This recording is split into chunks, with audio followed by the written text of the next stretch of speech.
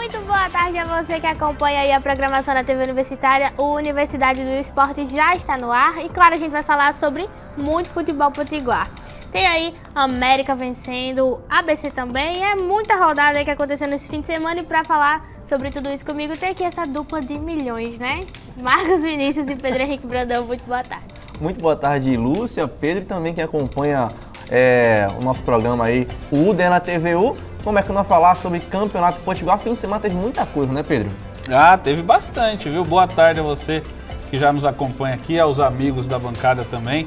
E a gente tem muito assunto para falar hoje, né? O ABC venceu fora de casa, o América também conseguiu vencer no retorno lá à Arena América. Tem aí uma rodada que foi interessante, para dizer o mínimo, aqui para os clubes potiguares. Mas o meu destaque, meu destaque inicial é a conquista do Palmeiras da Supercopa do Brasil, o melhor time do Brasil em 2022, 23, 24, 25, exclamação! Vamos voltar à pauta, não é mesmo? Futebol potiguar, porque o América venceu o Alecrim por 2-0, com gols de Wallace Pernambucano e Elvinho. E antes da gente comentar sobre esse jogo, vamos ver aí a reportagem de Cecília Batalha, né? Bora conferir. Tanques são armas de guerra. E no América, o Wallace Pernambucano é um tanque armado para o ataque. O camisa 9 do América é o artilheiro do Brasil na temporada de 2023. Já são 9 gols marcados, mais que qualquer outro jogador brasileiro no ano. E a expectativa da torcida alvirrubra é que o tanque continue marcando e decidindo. O Wallace Pernambucano faz 3 hoje, Ítalo faz 1 e Elvinho também faz 1. 2 de Pernambucano e 1 de Elvinho. O Wallace Pernambucano faz os 2 ou 3. Elvinho. Ele já tinha balançado as redes do Alecrim na 4ª rodada, lá no Barretão. E aí, será que ele deixaria sua marca de novo contra o Verdão para se isolar ainda mais na artilharia do Brasil? Ele tentou, isso não se pode negar, mas as faltas pararam o tanque. E o máximo que o Wallace Pernambucano conseguiu na primeira etapa foi um cartão amarelo por reclamação. O domínio nos primeiros 45 minutos foi do América. O Alecrim não chutou nenhuma vez no alvo. Mesmo assim, o alvirrubro não conseguiu abrir o placar antes do intervalo. Coube ao aniversariante do dia dar o presente para a torcida alvirrubra logo no comecinho da segunda etapa. Com a assistência do tanque, Elvinho abriu o placar na Arena América. Fico feliz, né? Esse presente de Deus, o dom da vida, e também por ter feito o gol aí pelo América e a vitória, né? Os 3 pontos aí da competição. O Alecrim até tentou sair mais para o ataque, mas quem aumentou o placar foi o América. E adivinha com quem? Depois de jogada de Técio com Luiz Paulo, o lateral esquerdo foi derrubado dentro da área e a penalidade foi assinalada. O Wallace Pernambucano, sempre ele, foi para a bola e mais uma vez marcou com a camisa do América. No final do jogo, o América ainda teve uma ótima oportunidade para fazer o 3-0, mas o assistente levantou a bandeira. E mais uma vez o Wallace Pernambucano decidiu. O camisa 9 anotou seu gol de número 60 com a camisa do América, ampliou para 22 o número de assistências com presente para o aniversariante do dia Elvinho e se isolou mais ainda na artilharia brasileira em 2023. É fruto do trabalho, né, que a gente vem fazendo todos os dias, se dedicando ao máximo, não só eu, mas como todo o elenco, toda a comissão técnica. Só agradecer a Deus mesmo por essa oportunidade de estar concluindo com gols e ajudando a equipe. Idolatria e artilharia são sinônimos de Wallace Pernambucano no América. E enquanto o camisa 9 balança as redes adversárias, a torcida alvirrubra segue tranquila e na espera por mais um gol do tanque. Tá aí a história dessa partida e eu quero saber de vocês, meninos, qual é a opinião sobre esse jogo? Eu acho que a Cecília resumiu muito bem, né, Lúcia? O Wallace é realmente a grande peça desse América, não só em 2023, mas nos anos anteriores também, né? Nas temporadas anteriores, Marcos. Porque a gente tem um cara que chegou a 60 gols com a camisa do América, Tá aí entre o top 10 já de artilheiros do América. Top 6, né? Top 6, exato, de artilheiros históricos do América. São 9 gols na temporada.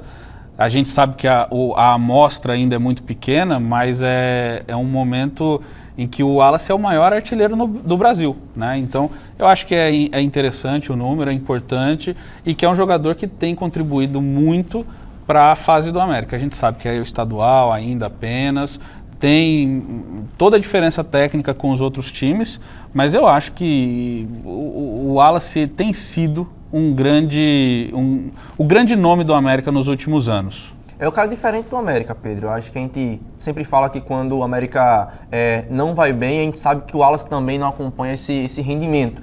E me preocupou muito isso, né? Nesse começo de temporada, o América enfrentou 2 vezes o lanterninha da competição, que é o Alecrim, também do grupo B, e o América não conseguiu aí algum placar um pouco mais elástico. A gente viu no Barretão um 3-1 que o América saiu atrás do placar, e agora um primeiro tempo muito ruim. Quem vê até algumas imagens na tela aí do Luiz Paulo, que jogou muito bem, apoiando sempre pela esquerda, mas me preocupa o desempenho do América nesse começo de temporada contra equipes tecnicamente inferiores, Lúcio Oliveira. Pois é, e também falando ainda sobre o Wallace Pernambucano, o técnico Leandro Senna também comentou aí sobre a importância dele na equipe, e a gente vai ver um trechinho dessa conversa. Ela se dispensa comentários, né? Desde o momento que ele veio aqui para o América, né, faz mais ou menos 2 anos, né, teve uma saída para o Santa Cruz, ele sempre buscou ser uma referência, né, e esse ano não é diferente. Ele se dedicou no período de férias, procurou chegar dentro daquilo que foi pedido pelo departamento físico, né, pelo departamento de fisiologia do clube, e o resultado está sendo demonstrado em campo, né, com assistência, com gols, né, com aquela confiança e sendo a referência para a gente nesse ano. Mas aí vem aquela questão novamente que a gente já conversou desde o ano passado para cá. Essa Wallace dependência, como é que fica? Isso é uma coisa que tem que ser realmente questionada, né? O Ítalo chegou para ser esse substituto do Wallace. Sim. Chegou, já fez gol, jogou inclusive com o Wallace e conseguiu, tem 2 gols na temporada, isso, não é isso? Um contra o Motoclube e outro contra o Alecrim na última partida. Isso, né? Exatamente. Então é um cara que tem condição de fazer essa sombra para o Wallace. Agora, Cecília falou muito bem no VT dela, idolatria, né? É a tradução do que é o Wallace hoje no América. Por mais que você tenha um cara que possa fazer sombra, eu acho difícil que a gente tenha um substituto completo, né? Na pior das hipóteses aí para o torcedor americano. Se o Wallace machuca, precisa ficar 1 mês fora, eu não sei se o Ítalo dá conta da bronca não, né, Marcos? Concordo com você, Pedro. A gente viu que o Ítalo consegue muito mais se casar com o Wallace Pernambucano. A gente viu o controle que ele entrando, conseguindo fazer uma boa atuação, mas sozinho ali, fazer o que o Wallace faz é muito complicado, porque o Wallace, além de fazer gol, ele distribui assistência, deixa espaço para os meias entrarem e fazer também gol. Então, o Wallace é um cara muito completo, e o nível dele, eu acho que dificilmente o América vai encontrar nesse começo de temporada à disposição para ir lá e contratar.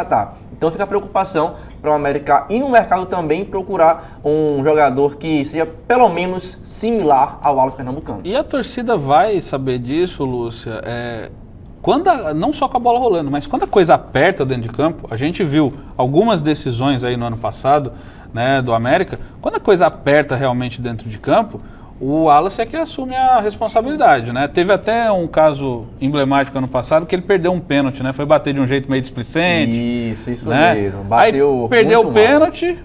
Bateu mal, perdeu o pênalti. Na bola seguinte ele fez o quê? Pegou a bola e falou, não, eu fiz a besteira aqui, eu arrumo.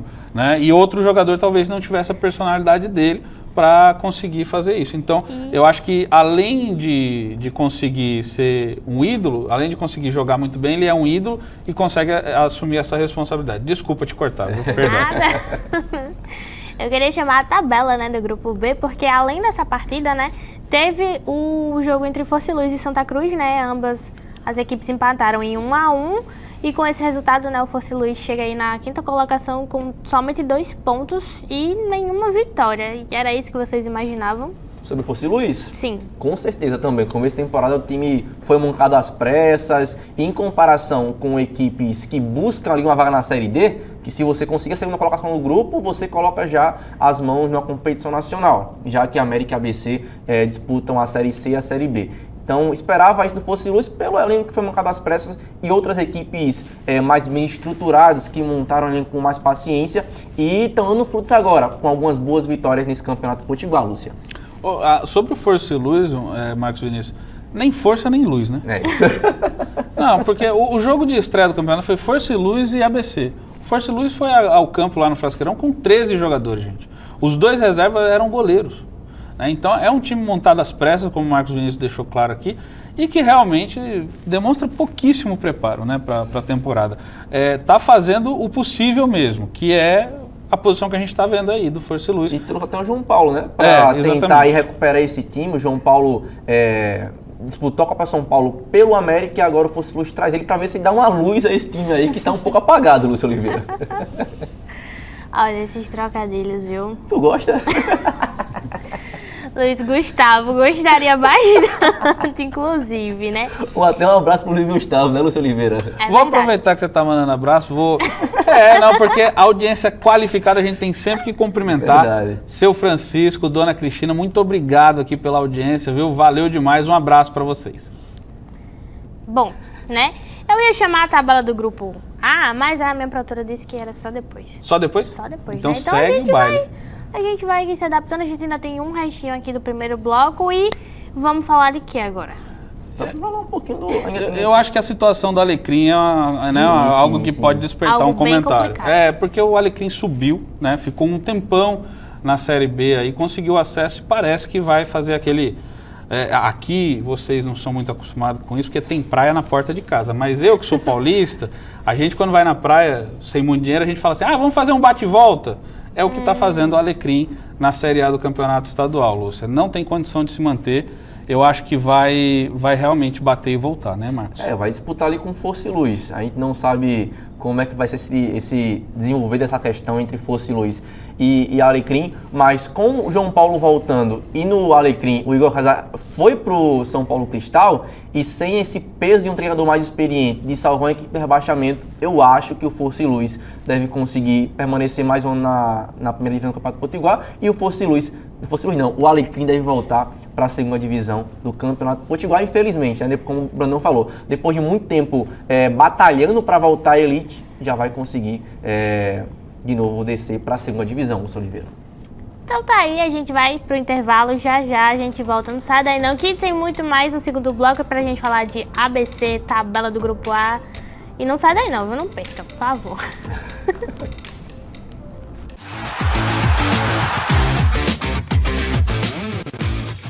E a gente já tá de volta, foi bem rápido, e agora a gente vai falar sobre o lado alvinegro. Aí, né, o ABC foi lá em Mossoró, venceu o Potiguar de virada, né? Isso, por 3-1, desculpa. E quem falou um pouco sobre a partida foi o técnico Fernando Marchiori. Primeiro tempo até acho que a adaptação, né, do gramado, é impossível você jogar nesse gramado, né, eu não conhecia aqui, né, então assim, sempre me falavam, me orientavam que aqui seria muito difícil, além da equipe qualificada, né, a pressão que se tem e o campo que, né, para a prática de um bom espetáculo, ele não ajuda em nada, ele não tem a mínima condição, né? Então isso dificultou porque seria um jogo mais de choque, mais de contato. Então demoramos sim para entrar nesse ritmo, entender essa adaptação do jogo, dessa mudança de características que tínhamos que ter para o jogo, né, dessa situação. Então aí fica um jogo feio, mais brigado, né, onde as bolas paradas, onde um lance de duelo que você não pode errar, né, faria uma diferença.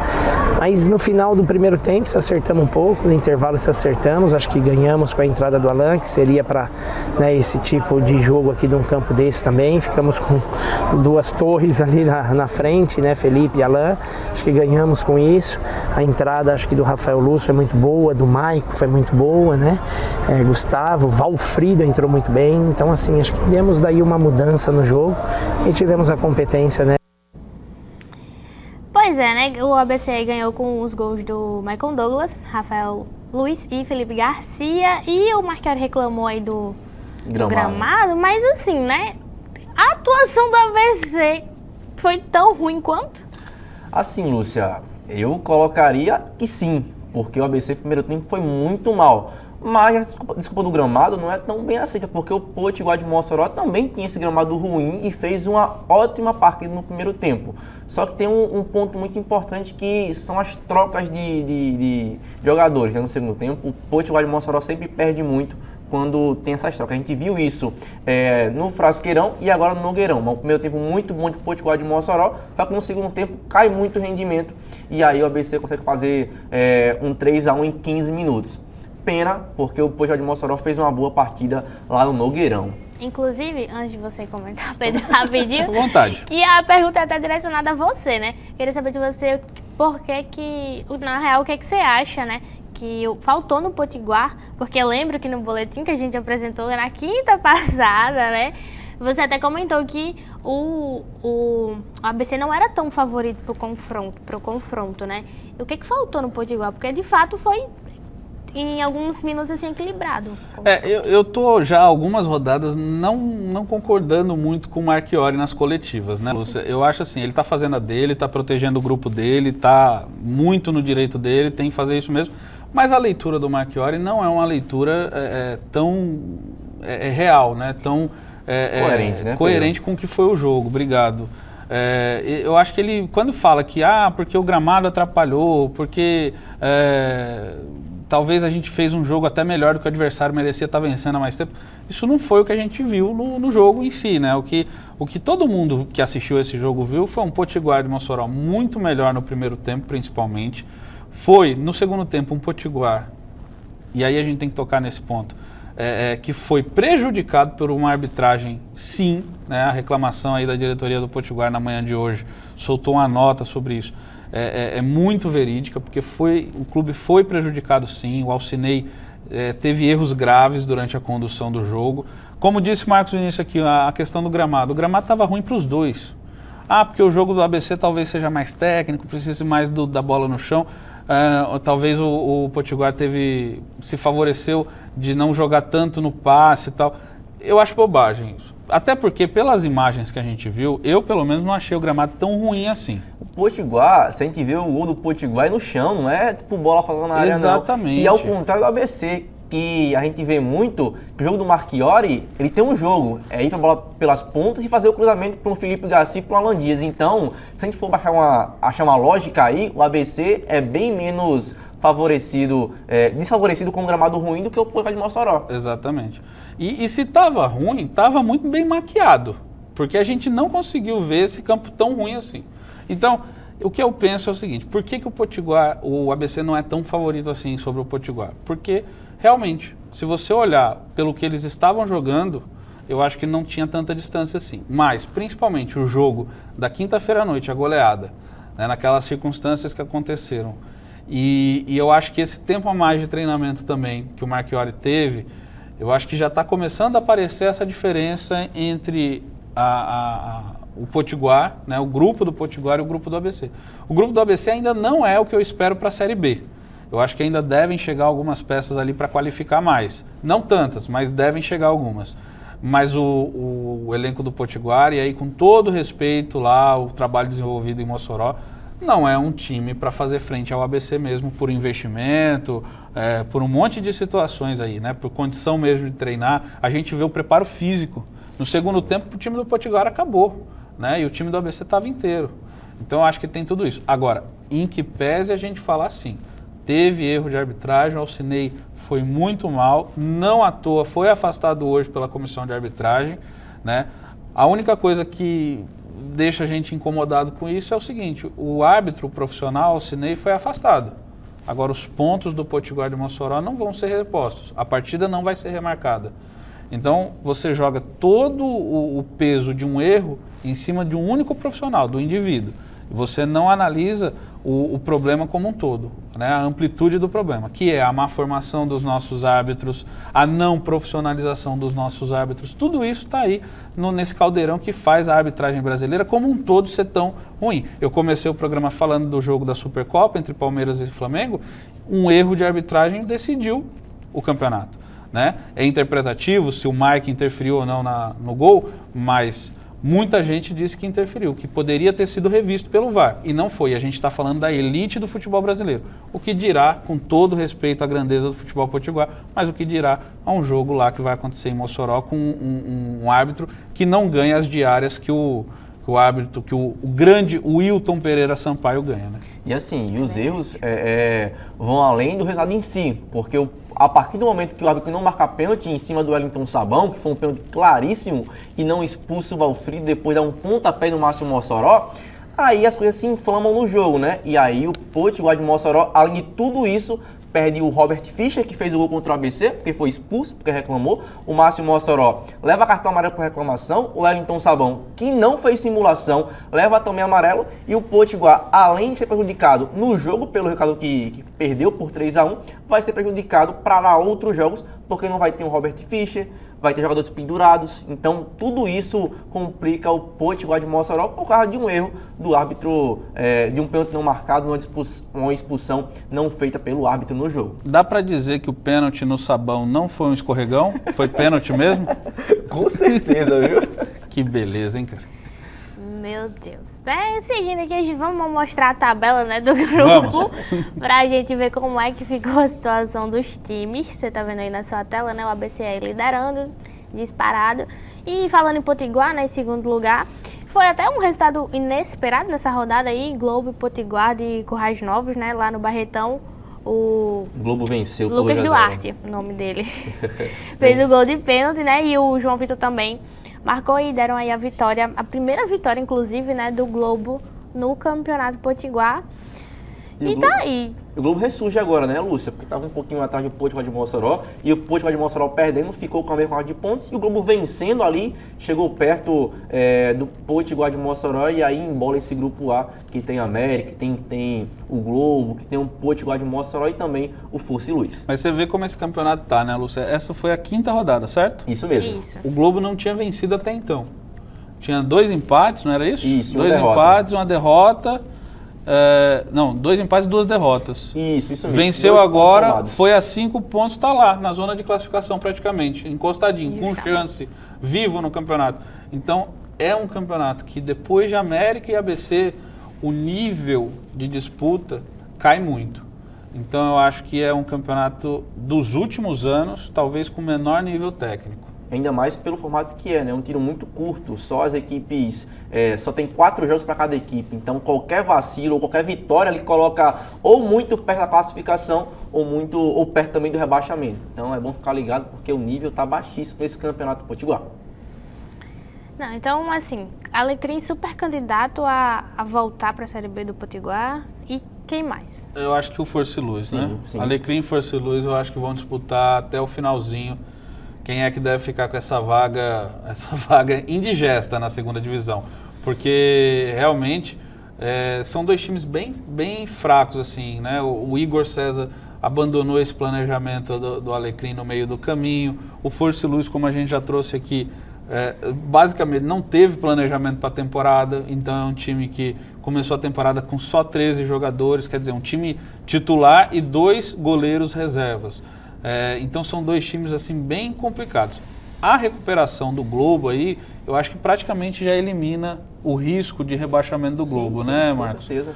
Aí eu acho que Globo, Potiguar de Currais Novos e Potiguar de Mossoró, esses aí, os 2 potiguares na frente, eu acho que esses devem sim, né? Mas eu acho que a briga fica mais acirrada no grupo B, né? Entre Potiguar de Currais Novos e Santa Cruz, porque é um grupo muito parelho. Eu acho que o Potiguar o Potiguar de Mossoró está um passo à frente do Globo pelo nível que apresentou até aqui, fez frente ao ABC, mesmo perdendo por 5-1 e 3-1, e fez melhores jogos que a Águia de Ceará-Mirim na competição. Porque é curioso, né? O torcedor deve estar assistindo, deve estar falando, esses caras tão malucos, né? Como é que o Potiguar de Mossoró fez frente, se no agregado ABC e Potiguar foi 8-1, né? Mas é porque, gente, no jogo do Frasqueirão, o Potiguar abriu o placar, né? E dominou a partida durante um bom tempo no primeiro tempo. Tomou a virada nos últimos 5 minutos. No intervalo de, acho que, 15 minutos, o ABC fez 4 gols, entre o fim do primeiro tempo e o início do segundo. Se você pegar o resto do jogo, o Potiguar fez frente sim, por muito pouco não fez 1, 2, 3 e matava o jogo, mas não conseguiu. E contra o ABC no Frasqueirão, você não pode vacilar assim, porque o nível do ABC, como a gente vinha falando, né, é um nível de Série B, com jogadores um pouco mais experientes na competição. Exatamente. E no jogo de Mossoró foi o que a gente já descreveu aqui, né? 1-0 e praticamente, se não fossem os erros de arbitragem, eu acho que poderia ter até vencido. Isso mesmo. E agora rapidinho, bem rapidinho mesmo, antes que a minha produtora me mate, né? Ela não Vamos faria lá. isso. ABC. Ela jamais faria isso. Só Ela é placar. cheia de mose. Eita, Cecília, ao vivo, viu? Enfim, prosseguindo, rapidinho A expectativa para a próxima rodada, é isso? É, justamente, mas eu queria que vocês falassem sugestões de placar. ABC e Globo, quarta-feira. ABC e Globo? Eu começo ou Vai você.